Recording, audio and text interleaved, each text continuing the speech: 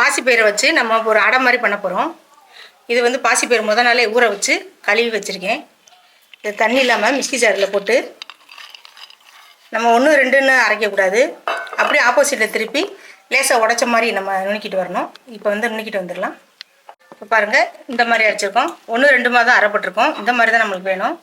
இப்போ ஒரு பாத்திரத்தில் போட்டுக்கலாம்.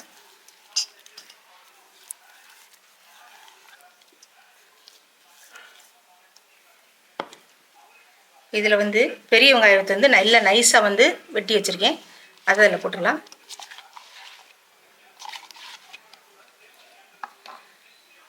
இது கேரட்டும் பீன்ஸும் இந்த மாதிரி வந்து நைஸாக துருவி வச்சுருக்கேன். அதையும் இதில் போட்டுடலாம். கருவேப்பிலை, இது வந்து குடமிளகா, எல்லாத்தையுமே போட்டுடலாம். போட்டு இதுக்கு தேவையான உப்பையும் போட்டுடலாம். இதுக்கு தேவையான உப்பு எல்லாத்தையும் போட்டு நல்லா சேர்த்து பண்ணிடணும்.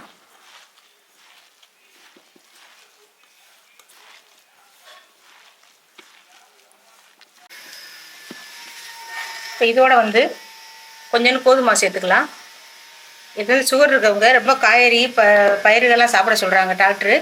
அது இந்த மாதிரி செஞ்சு நீங்கள் சாப்பிடும்போது நல்ல வாய்க்கு ருசியாக இருக்கும், உடம்புக்கு ரொம்ப ஹெல்த்தியாக இருக்கும். நல்லா பிணைஞ்சு ஒரு 5 நிமிஷம் வச்சுட்டு அப்படி நம்ம தட்டி எடுத்துக்க போகிறோம். பிணைஞ்சிட்டோம், ஒரு 5 நிமிஷம் இருக்கட்டும். இப்போ வந்து எல்லாமே சேர்த்து நம்ம பிணைஞ்சு வச்சுருக்கோம். இப்போ இதை வந்து கையில் வந்து எண்ணெயை தொட்டுக்கிட்டு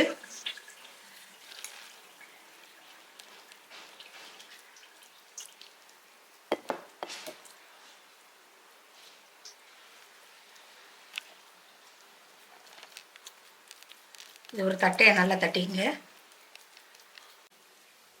இந்த மாதிரி தட்டி வச்சுருக்கோம். இப்போ அடுப்பில் வந்து ஒரு சட்டி வச்சுருக்கோம். அதில் எண்ணெயை தடவிக்கலாம்.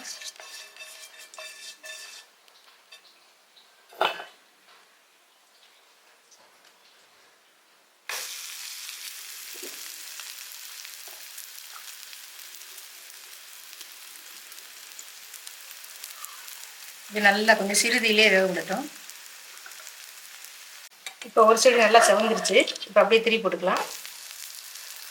பாருங்கள், சூப்பராக வந்திருக்கு.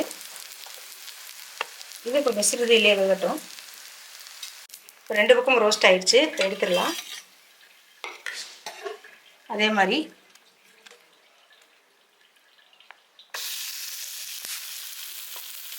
இதையும் வச்சுட்டோம், வேகட்டும்.